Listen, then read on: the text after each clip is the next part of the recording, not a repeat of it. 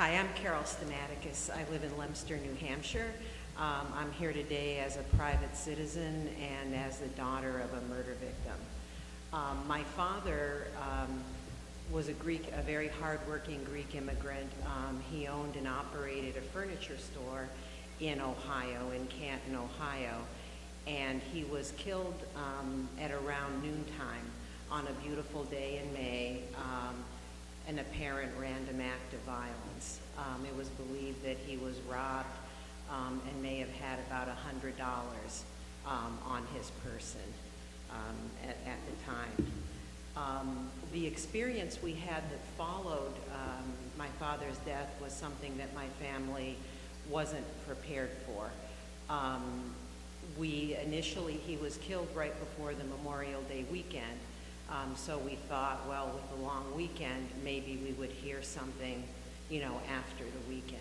And essentially, the weeks turned to months, and nobody was ever arrested for my father's murder.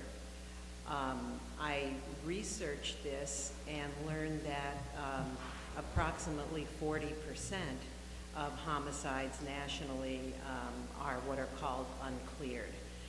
Meaning that no arrest is ever made.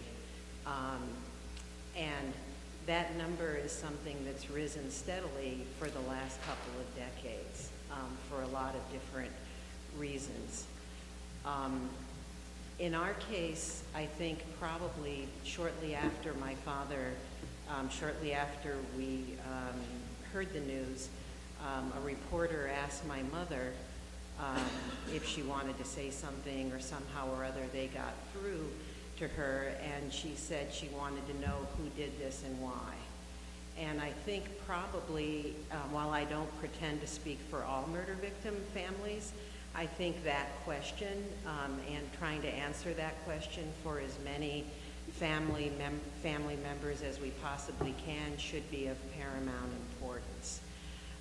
In my father's case, as the weeks turned to months, at some point his case became what's known as a cold case. And that's something at the time, this was over 20 years ago, wasn't really a part of my vocabulary. I think I vaguely heard of cold cases. But it's something that happens when a case is no longer actively being investigated, and it's always a reflection of resources. So depending on the community where somebody lives, a case may go cold in a matter of weeks. It may be a matter of months.